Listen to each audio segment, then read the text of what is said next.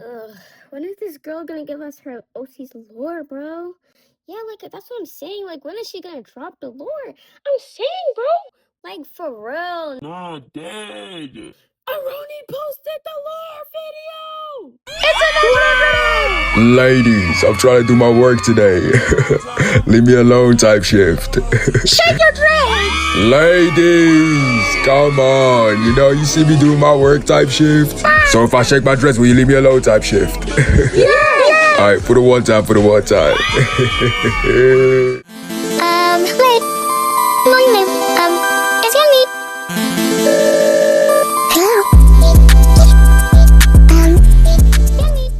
Hey guys, it's Aroni, and today I'm finally doing that lore video I promised y'all a while ago.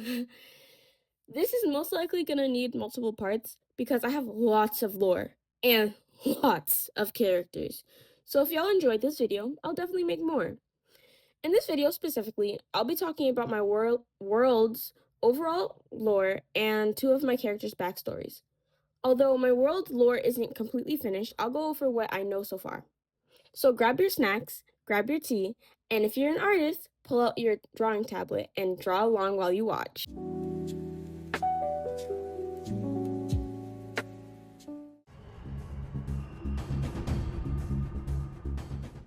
In a universe far, far away from ours, there's a world filled with humans just like us, and beings we've never seen before. These beings consist of vampires, sirens, witches, aliens, and people born with supernatural abilities that are called powers. However, even with this wide variety of people, the humans just call them monsters. For hundreds of years, the monsters weren't accepted by the humans and were shown nothing but disrespect. The monsters got fed up with not being respected and forced into poverty, so each leader of each monster race came together and formed a pact, but not out of love or unity, but out of hatred. The vampires became a mafia group, the witches became healers, sirens became entertainers, powers became soldiers, and the aliens became anything. It's not their planet.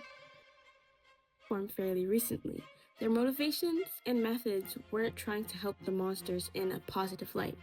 This pact has horrible intentions on how they want the world to be, and they're known as the Monster Leader Group.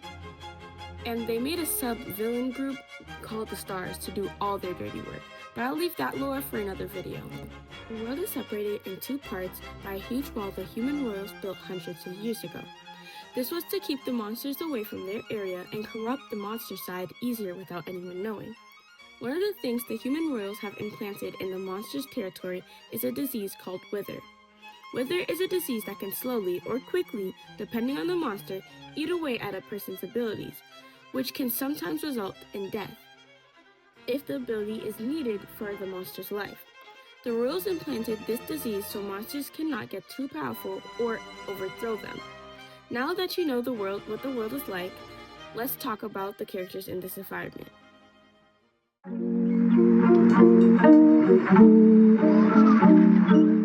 Nia originated from me being very bored at night and opening up my journal and just drawing something. Her before her redesign, her mask looked kind of like Dream if he was emo, which is so crazy because I'd never even watched Dream SMP. I was more of an Empire SMP person, which I can't believe that series was 5 years ago. That baffles me. But anyways, her old design, she was very, very light-skinned. And like at that point, when I had her, she had like devil horns, and I don't really think I have her design when she had her devil horns, but she used to have devil horns. And she used to be French and British, which has now changed. Even though my world doesn't have those countries, if she was on Earth, she would be Dominican and French. Before she would really have like a purple hoodie and sweatpants. Like she's always had that, a hoodie at least. That's like her main thing. I've gone through multiple different types of designs for her, and I've even drawn her as a kid, which isn't canon now, but like I kind of still like the design for it.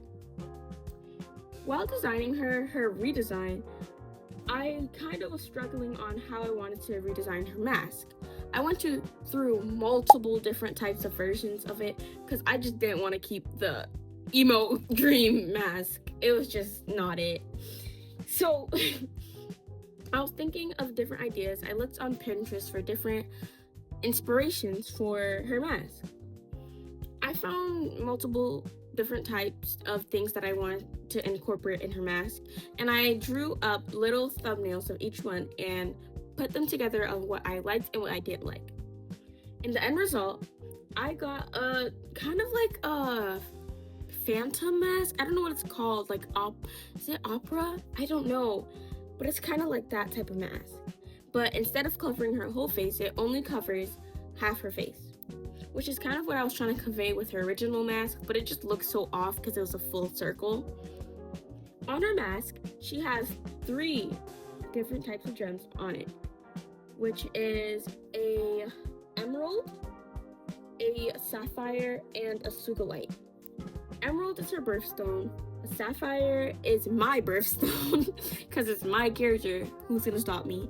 And a 𝒄𝒂𝒏𝒕, I do not remember why I added 𝒄𝒂𝒏𝒕. I'm not going to lie. But 𝒄𝒂𝒏𝒕 from Steven Universe is tough, so you know, it all works out. Her mask has kind of like these types of cracks, but they're not really cracks. Lines that kind of just are incorporated in her mask. It's just a little design. I just like it. I don't really have a reason behind it. There's nothing really lore relevant behind it. I just really liked it like that. Yeah. What else can I talk about her design? Can you tell that this part isn't scripted? For her weapon, she has a regular normal staff, but since she has telekinesis, which you're gonna learn more about later, since she has telekinesis, she can make her staff into a spear. It's like a type of telekinesis where you can like bend material. I don't know what's it called, but I know it exists, so she can do it. She makes her staff into a spear when she's like in battle. Her redesign, she's still in sweatpants, she still has a sweater, but I turned the sweatshirt into just like a zip-up sweater. I gave her a tank top because, you know, she's always ready to fight, you know what I mean? Yeah. In the top left corner, like her headshot, her mask is like really broken because of something that traumatic that happened to her at the end of season 1. Yes, guys, I want to turn this into a show so bad. So like at the end of season 1, I want her mask to change because of an event that I don't want to tell you guys yet because I wanted to make this a show and I don't want to spoil. I'm sorry. Okay, so let me go into the lore. Nia is the main character in my story. She's a half-breed, meaning she's half power, half human, which isn't really common. She's super close with her dad, who's human, and doesn't even know who her mom is because her dad and her mother got divorced when she was an infant. She has telekinesis and mind control powers. She is self-conscious about her eyes, not because she hates how they look, but because she hates what they can do. When Nia was a little kid, she went to a human school because at the time, her father couldn't send her to a monster school. At the school, Nia got bullied because of how different she was compared to the other kids. One of her main bullies being the king's daughter, Ava. Ava's hatred for Nia was way more than a simple bully's hatred. Ava believed that Nia had to suffer because of who she was, and honestly, Ava was just jealous. Jealous of Nia because she had a beautiful set of eyes and how powerful Nia could be in the future. So Ava made sure Nia knew she was below her. But one day, when Ava and her group were bullying Nia like usual, a kid came up and confronted them. He stood up to the bullies for Nia and took her hand and ran away from them. This kid was Xavier, who became her childhood best friend. He helped Nia stand up to the bullies and kept a smile on her face. Nia later learned that he was secretly a vampire, but this didn't change their friendship negatively at all. It actually drew them closer. But Ava didn't like this at all. She hated the fact that Nia was now standing up to her, so she planned something unthinkable. She planned to pluck Nia's eyes out. That day was unforgettable. Ava's group grabbed Nia while she was alone and pinned her into the wall, while Ava had a needle in hand. As she walked closer to Nia, she taunted her screams for help and mocked her crying. Now close to her face, Ava scraped the needle on Nia's cheek, leaving a permanent scar. But just as she was going to poke one of Nia's eyes out, Nia's mind control powers activated, causing everyone to drop to the floor and stand up straight, staring right at her for her demands. This horrified Nia to her core, screaming at them to stop, while on the ground crying. Before the situation could get even more traumatizing, Nia's father came and picked her up off the ground and brought her home. Ever since that day, Nia swore to never take off her mask and never, ever use her mind control powers, because it disturbed her that she can take over someone's whole body and that person doesn't even have a say. After a few years of living with the humans and going to school with Xavier, Nia's dad decided to move to another place. So Nia had to say goodbye to Xavier, who to this day doesn't know why Nia decided to hide her beautiful face. Ooh, love is in the air.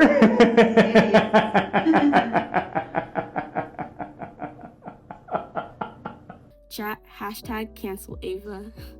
Some other facts about Nia is she's very reserved and quiet. She's currently 20 and in junior year of college. She loves to go to the gym and train to get better at fighting. She can be pretty sarcastic and has a dry sense of humor. Her spirit animal is a fox, and only a few people have seen her without her mask. Her biggest fear is becoming a villain because she has the ability to control people. She is a black belt in martial arts because she has been doing it since she was a kid, after the incident. Her overall goal is to unite the humans and monsters because she knows how it feels to not belong in both. Her hobbies are reading, training, and watching movies with Moonlight. Speaking of Moonlight, let's move on to her. Moonlight, unlike Nia, has had a very straightforward design. I already knew what I want her to look like. Her first design though is really different. The only thing that's similar in all of her designs is her spots. But in her first design, she has purple. I don't know why I gave her purple hair. Honestly, I don't know what was going on, because her original design was her gacha design, which she was kind of like a cow type girl instead of a space type girl. That's a different story for another day. But her second design, which is kind of what I based my redesign on, I still kind of like it. It's really pretty, honestly. It's not that bad. And yeah, I don't have much to say about it. I just really like it. I really like the shirt. I really want to put Moonlight's new design in that outfit because it's really cute. But bro, this reference sheet, let me tell you, it took me so long to finish. It took me I don't know, 50 hours? And that sounds so ridiculous, because look at the reference sheet, it's not even that complicated. But I was doing it during school, so I don't know how Procreate counts their hours, but it just took me too long. I draw Moonlight a lot. I think if you watch my art fight video, which if you haven't, you should go watch after this, you would know that I draw Moonlight a lot, compared to Nia at least. I draw her a lot. But that's just because her design is just so much, it just comes to me, man. I don't know, it just comes to me, man.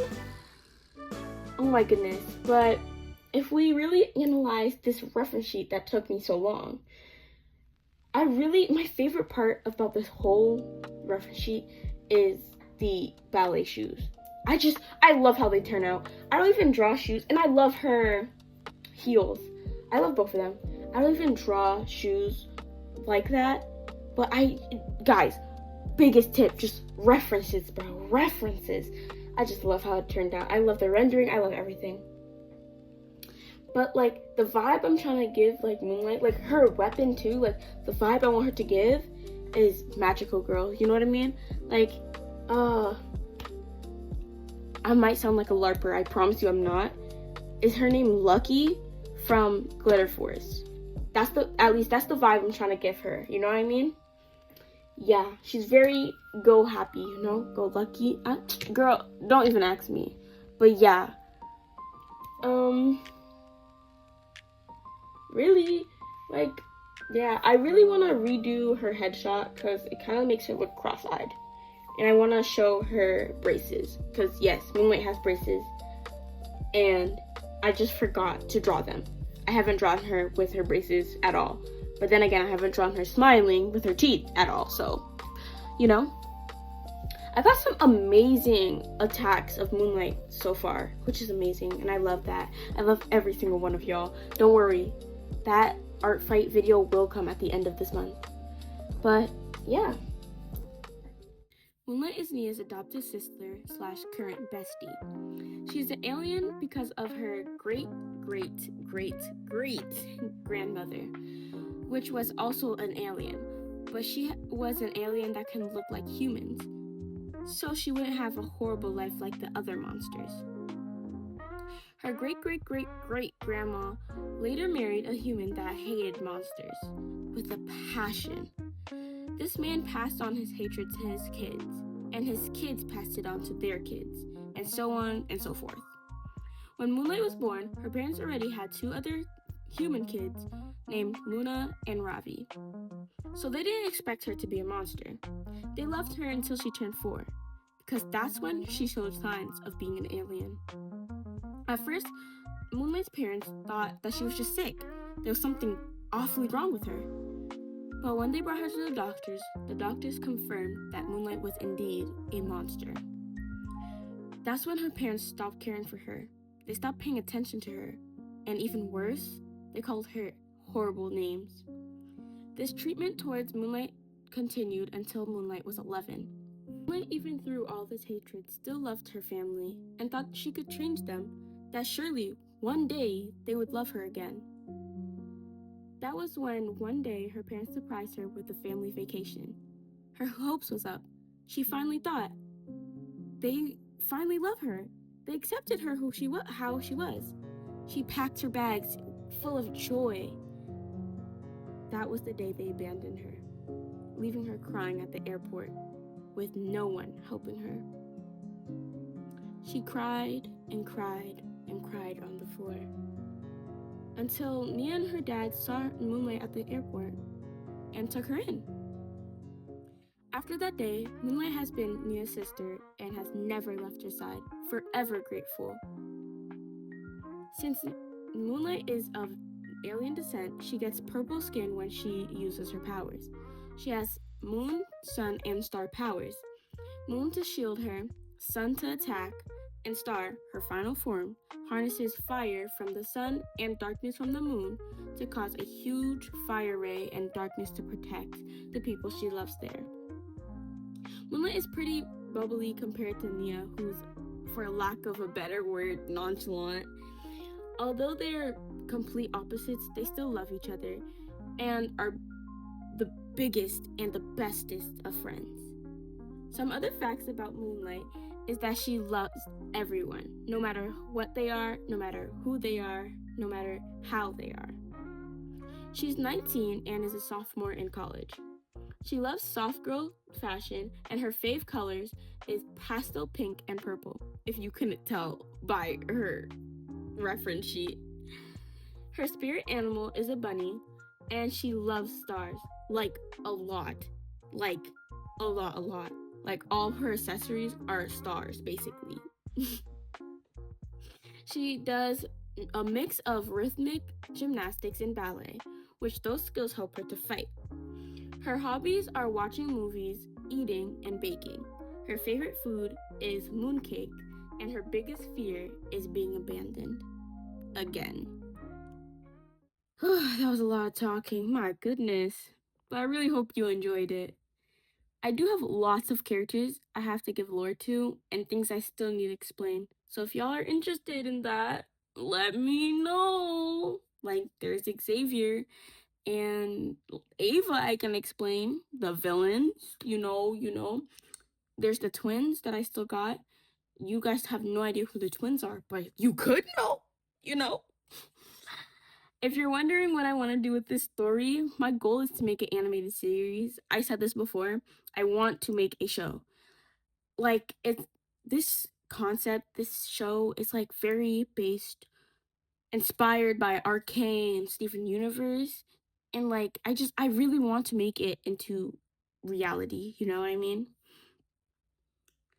But hey, if you like any of the characters you saw during this video, go check out my art fight and attack them.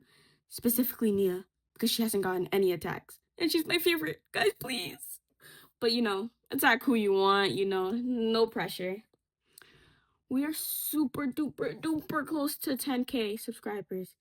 So if you really enjoyed this, please drop a